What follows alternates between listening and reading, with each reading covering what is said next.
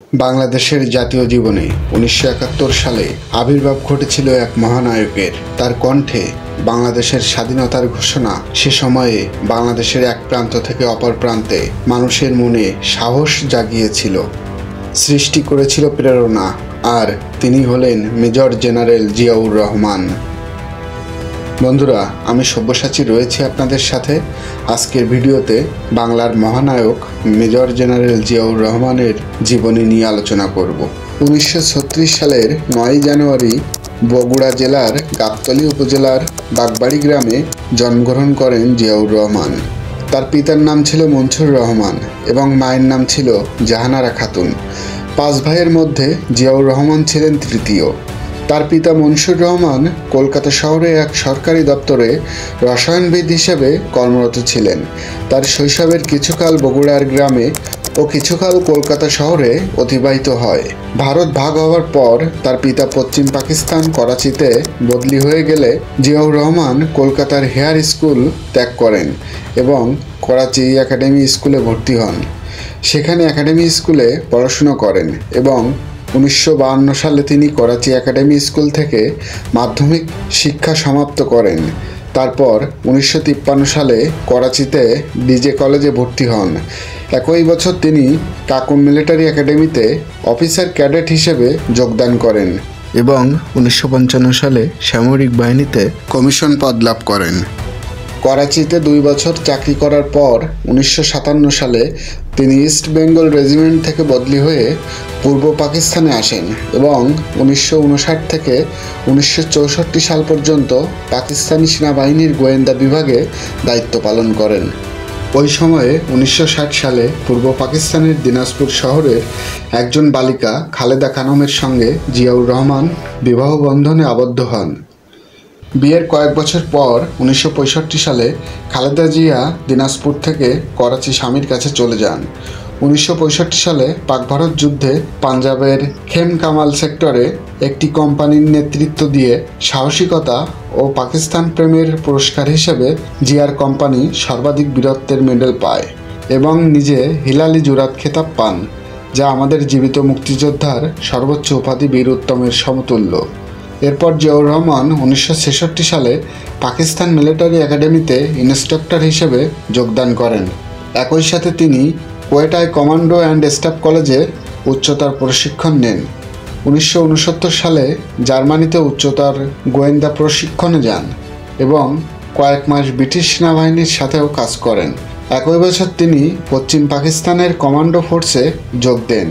১৯৬৯ সালে তিনি মেজর পদে পদোন্নতি পেয়ে পূর্ব পাকিস্তানের জয়দেবপুরে সেকেন্ড ইন কমান্ড হিসেবে দায়িত্বভার গ্রহণ করেন এবং বাংলাদেশের স্বাধীনতা যুদ্ধের আগে ১৯৭০ সালে তিনি চট্টগ্রাম সেনাবাহিনীর ৮ম ইস্ট বেঙ্গল রেজিমেন্টে সহ অধিনায়ক হিসেবে সেখানে বদলি হন। আর ওই রেজিমেন্টের একজন সহকর্মী কর্নেল অলি আহমেদ বিবিসি বাংলাকে বলেন, বাংলাদেশের রাজনৈতিক পরিস্থিতির প্রেক্ষাপটে জিয়াউর রহমান তৎকালীন সেনাবাহিনীতে বিদ্রোহ করার পরিকল্পনা নিয়েছিলেন।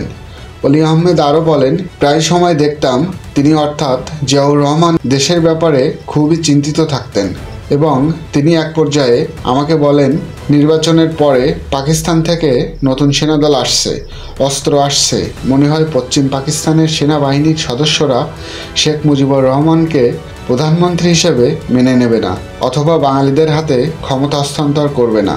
যদি এমন হয় তবে আমাদের কী করণীয়? প্রতি উত্তরে অলি আহমেদ বলেন, এর এক পর্যায়ে আমরা বিদ্রোহের পরিকল্পনা করলাম। তারপর ১৯৭১ সালের ২৫শে মার্চ রাতে নিরস্ত্র মানুষের উপর পাকিস্তানি বাহিনীর আক্রমণের ঘটনার পর ৮ম ইস্ট বেঙ্গল রেজিমেন্টের সদস্যরা বিদ্রোহ করেন জিয়াউর রহমানের নেতৃত্বে, বলেছেন কর্নেল অলি আহমেদ।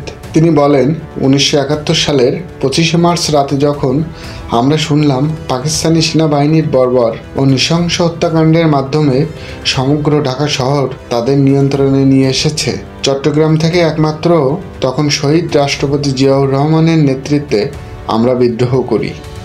২৭শে মার্চ আমরা সিদ্ধান্ত নিলাম জিয়াউর রহমান দেশের স্বাধীনতার ঘোষণা করবেন এবং তিনি চট্টগ্রাম কালুরঘাট বেতার কেন্দ্র থেকে বাংলাদেশের স্বাধীনতা ঘোষণা করলেন, বলেন অলি আহমেদ।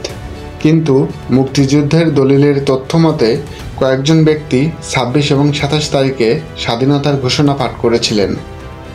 মেজর জিয়া ও তার বাহিনী সামনের সারি থেকে 71-এর মুক্তিযুদ্ধ পরিচালনা করেন এবং চট্টগ্রাম ও নোয়াখালী অঞ্চল নিজেদের নিয়ন্ত্রণে রাখতে সক্ষম হন। পরবর্তীতে পাকিস্তান সামরিক বাহিনীর অভিযানের মুখে কৌশলগতভাবে তারা সীমান্ত অতিক্রম করেন। 10 এপ্রিল মুজিবনগর সরকার গঠন এবং 17 এপ্রিল মুজিবনগর সরকার গঠনের পর তিনি 1 নম্বর সেক্টরে কমান্ডার নিযুক্ত হন এবং চট্টগ্রাম, পার্বত্য চট্টগ্রাম, নোয়াখালী, রাঙামাটির মিরসরাই, রামগড়, ফেনী প্রভৃতি স্থানে মুক্তিযুদ্ধ সংগঠিত করেন।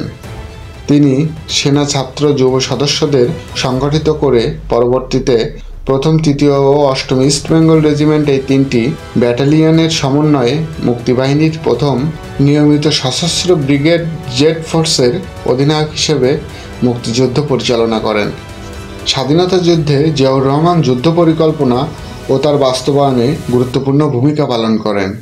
1971 সালের এপ্রিল হতে জুন পর্যন্ত 1 নম্বর সেক্টরে কমান্ডার এবং তারপর জুন হতে অক্টোবর পর্যন্ত যুগপৎ 11 নম্বর সেক্টরে ও জেড ফোর্সের কমান্ডার হিসেবে তিনি মুক্তিযুদ্ধে অংশগ্রহণ করেন। দীর্ঘ 9 মাস রক্তক্ষয়ী যুদ্ধের পর দেশ পরাধীনতার শৃঙ্খল থেকে মুক্ত হলে লাল সবুজের পতাকায় শোভিত স্বাধীন দেশে তিনি পুনরায় সেনাবাহিনীতে ফিরে যান এবং 1972 সালের জুন মাসে সেনাবাহিনীর ডেপুটি চিফ হিসেবে পদোন্নতি লাভ করেন। 1973 সালের মাঝামাঝিতে তিনি ব্রিগেডিয়ার পদে এবং বছরের শেষের দিকে মেজর জেনারেল পদে পদোন্নতি লাভ করেন। মুক্তিযুদ্ধের বীরত্বের জন্য বাংলাদেশ সরকার তাকে বীরোত্তম খেতাবে ভূষিত করেন।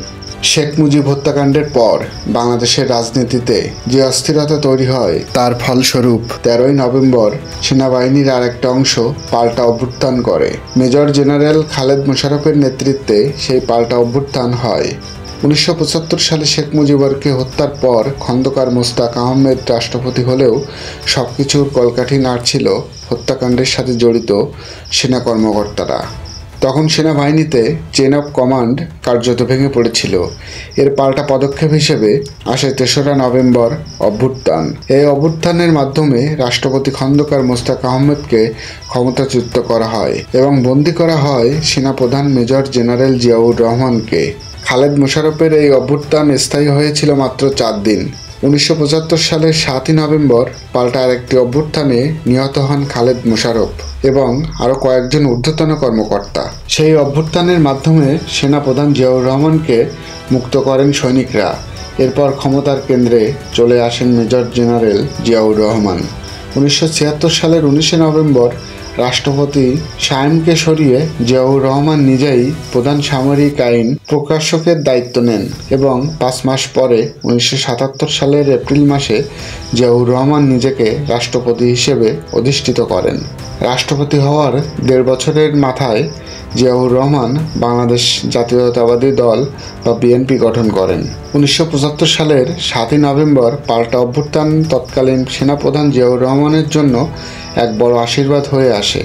এই অভ্যুত্থান বাংলাদেশের রাজনীতির ধারাকে বদলে দেয়।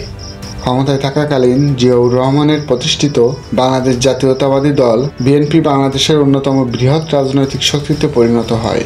জেনারেল জিয়াউর রহমানের শাসনকালে বাংলাদেশের রাজনীতি, অর্থনীতি এবং কূটনীতিতে মৌলিক বাকবদল ঘটেছিল। এসব ঘটনা অনেকের দৃষ্টিতে ইতিবাচক, আবার অনেকের দৃষ্টিতে নেতিবাচক ছিল। জিয়াউর রহমান ক্ষমতাসীন হওয়ার পরে বাংলাদেশ একদলীয় শাসন ব্যবস্থা থেকে বহুদলীয় রাজনীতিতে ফেরে। এছাড়া জিয়াউর রহমানের শাসনামলে বাংলাদেশের সংবিধানের বিশেষ পরিবর্তন হয়। জিয়াউর রহমানের শাসনামলের একটি উল্লেখযোগ্য দিক ছিল 19 দফা কর্মসূচি। এই কর্মসূচির মধ্যে অর্থনৈতিক, রাজনৈতিক এবং সামাজিক বিভিন্ন দিক অন্তর্ভুক্ত ছিল। জিয়াউর রহমানের সমর্থকদের মতে এই কর্মসূচি ছিল উন্নয়নমুখী রাজনীতির অংশ। 19 দফা কর্মসূচির লক্ষ্য ছিল কৃষি উৎপাদন, জনসংখ্যা নিয়ন্ত্রণ, খাদ্য স্বয়ংসম্পূর্ণতা অর্জন, প্রশাসনের বিকেন্দ্রীকরণ, ব্যক্তিখাতে শিল্প প্রতিষ্ঠানের বিকাশ এবং আলোচিত কর্মসূচি ছিল খাল খনন কর্মসূচি। ও গ্রাম সরকার ব্যবস্থা চালু করেন। জিয়াউর রহমান রাষ্ট্রপতি থাকাকালে 1979 সালে অনুষ্ঠিত হয় দ্বিতীয় সংসদ নির্বাচন। এই নির্বাচনে বিএনপি 298টি আসনের মধ্যে 260টিতে জয়লাভ করে।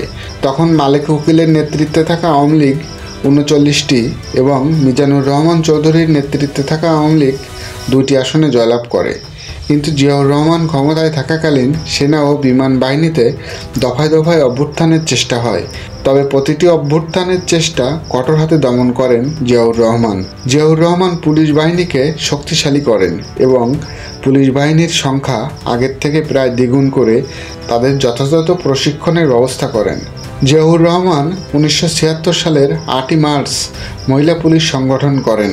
তিনি 1976 সালে গ্রাম প্রতিরক্ষা বাহিনী গঠন করেন এবং 1977 সালের 20শে ফেব্রুয়ারি 21শে পদক প্রবর্তন করেন।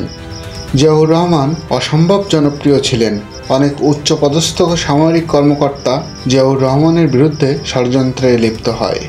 বিপদের সমূহ সম্ভাবনা জেনেও জিয়া চট্টগ্রামের স্থানীয় সেনা কর্মকর্তাদের মধ্যে গঠিত কলহ থামানোর জন্য 1981 সালের 29শে মে চট্টগ্রামে আসেন এবং সেখানে চট্টগ্রামের সার্কিট হাউসে থাকেন।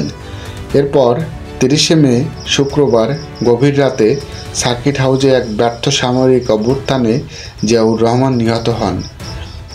জিয়াউর রহমানকে ঢাকার শেরেবাংলা নগরে দাফন করা হয়।